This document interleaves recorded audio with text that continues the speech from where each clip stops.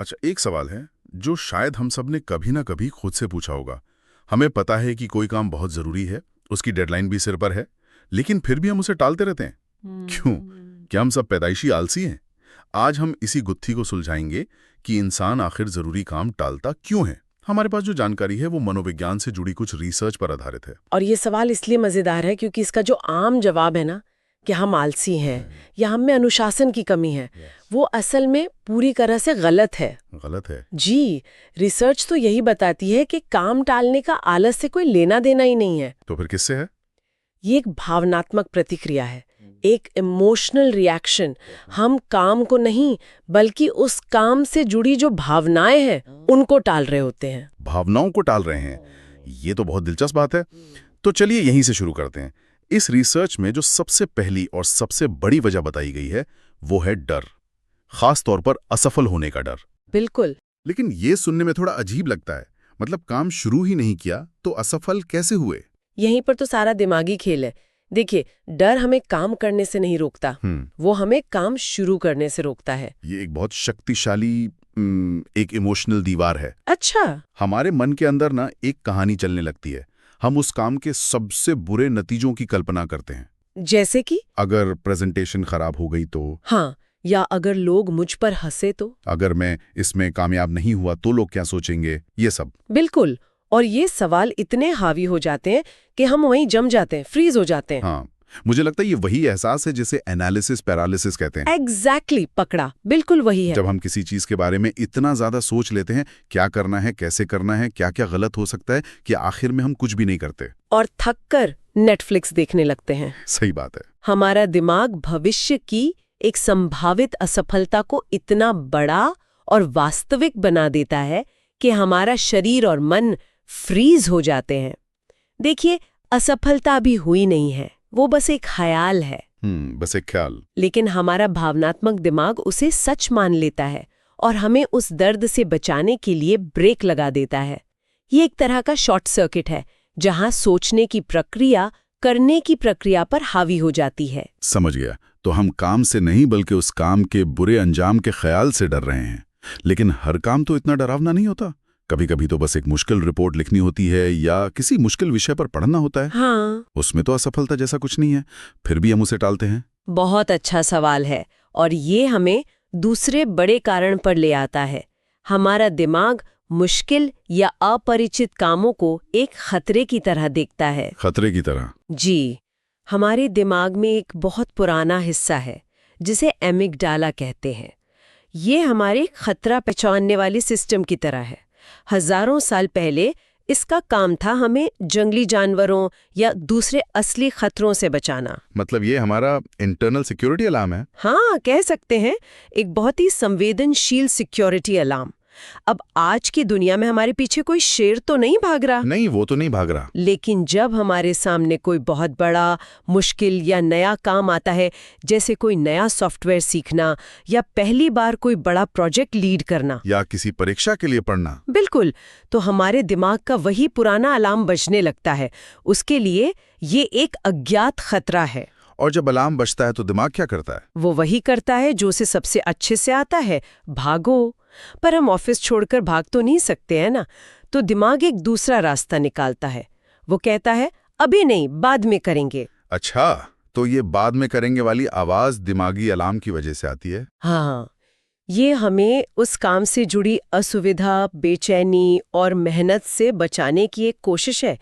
दिमाग का पहला काम हमें सफल बनाना नहीं है, बल्कि हमें सुरक्षित और आरामदायक महसूस कराना है। तो एक तरफ मेरा दिमाग मुझे फेल होने के डर से रोक रहा है और दूसरी तरफ मुश्किल काम से होने वाली बेचैनी से। लेकिन मुझे लगता है आज के जमाने में एक और दुश्मन है जो हमेशा हमारे हाथ में रहता है। हमारा फोन। हाँ, हमारा फोन।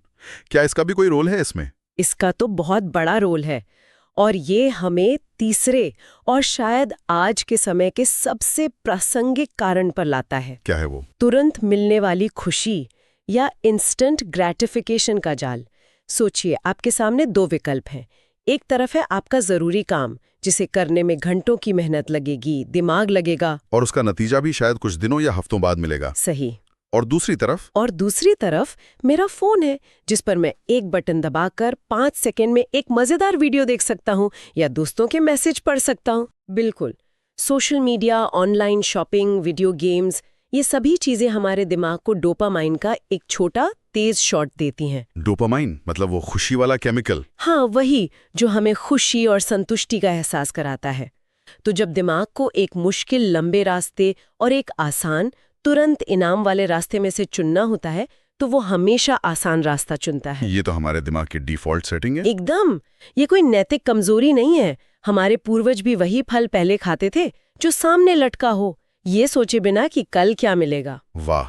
तो अगर हम इन तीनों चीजों को एक साथ जोड़कर देखें, असफलता का डर, मुश्किल काम को खतरे की तरह देखना और तुरंत मिलने वाली खुशी का लालच, तो एक बहुत बड़ी तस्वीर सामने आती है। क्या तस्वीर? यही कि हम जिसे सालों से अपनी बुरी आदत या आलस समझ रहे थे, वो असल में है ही नहीं। ये तो हमारे दिमाग का हमें बचाने का एक जटिल तरीका है। हाँ, ये हमारे चरित्र की कोई कमी नहीं, बल्कि हमारे अंदर बसे एक पुराने सुरक्षा तंत्र का साइड इफेक्ट है। ये नजरिया बदलना तो बहुत जरूरी है। बहुत जरूरी है, क्योंकि जैसे ही आप काम टालने को आलस कहना बंद कर देते हैं, आप खुद को दोषी मानना भी बंद कर देते हैं। सही बात है। जब हम खुद को आलसी और निकम्मा समझते हैं, तो हम शर्म और अपराध बोध से भर जाते हैं, और ये भावनाएं हमें और भी ज्यादा स्थिर कर देती हैं, जिससे उस काम को शुरू करना लगभग नामुमकिन हो जाता है। एक दुष्चक्र बन जाता है। हाँ, एक दुष्चक्र। हाँ, और फिर हम खुद से कहते हैं मुझसे नहीं होगा, मैं ऐसा ही हूँ। बिल्कुल। लेकिन अगर हम समझें कि ये डर का एक संकेत है, तो हम खुद के प्रति ज्यादा सहानुभूति रख सकते हैं। बिल्कुल। हम समझ सकते हैं कि हमारा दिमाग हमारा दुश्मन नहीं है, वो तो बस अपना काम कर रहा है, हमें बचा रहा है। एकदम सही।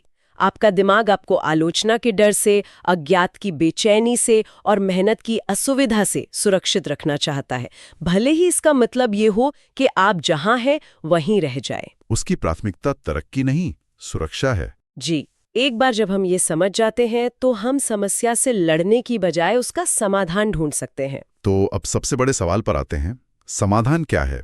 अगर ये समस्या इतनी गहरी और हमारे दिमाग की वायरिंग से जुड़ी है, तो क्या इसे ठीक किया जा सकता है? अच्छी खबर ये है कि इसका समाधान बहुत ही सरल और व्यावहारिक है। अच्छा? और इसके लिए हमें अपने दिमाग की पूरी वायरिंग बदलने की जरूरत नहीं है। हमें बस दिमाग के साथ चालाकी से काम करना है। हमें उसके खतरा पहचानने वाले सिस्टम को एक तरह से धोखा देना है। धोखा देना है?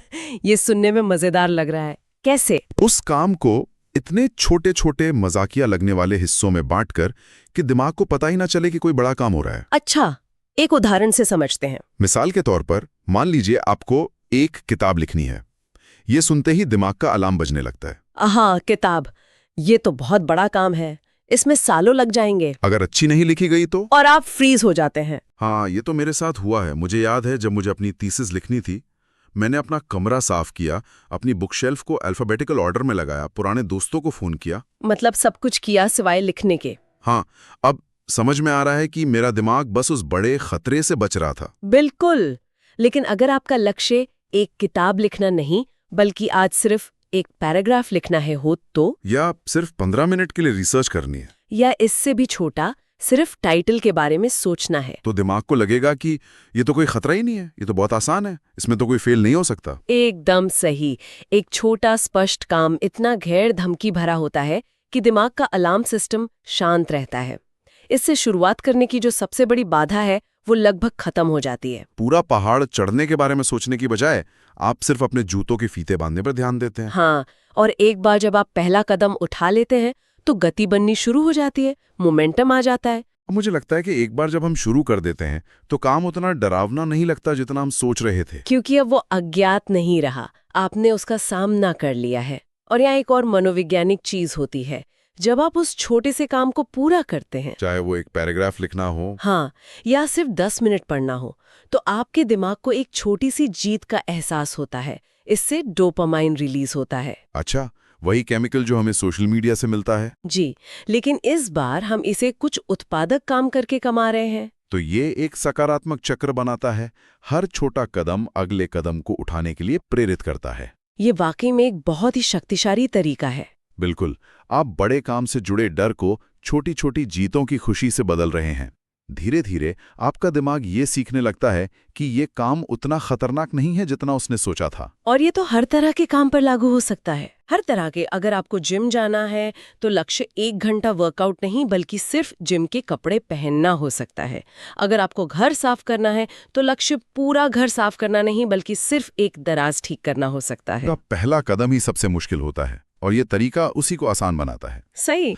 तो आज की हमारी पूरी चर्चा का सार यही है, काम टालना आलस या अनुशासन की कमी नहीं, बल्कि असफलता के डर, मुश्किल काम से होने वाली असुविधा और तुरंत मिलने वाली खुशी की चाहत का एक जटिल मिश्रण है। ये हमारे दिमाग का हमें सुरक्षित रखने का एक तरीका है जो अनजाने में हमारी तरक्की में बाधा बन जाता है। और इसका समाधान खुद को कोसने में नहीं है। नहीं, इसका समाधान है चालाकी से काम करने में, काम को इतने छोटे हिस्सों में बांटने में कि हमारा दिमाग उन्हें खतरे के रूप में देख ही ना पाए। और अंत में एक बहुत ही गहरी बात जो हमें याद रखनी चाहिए, जो आज टलता है वही कल पछतावे में बदल जाता है।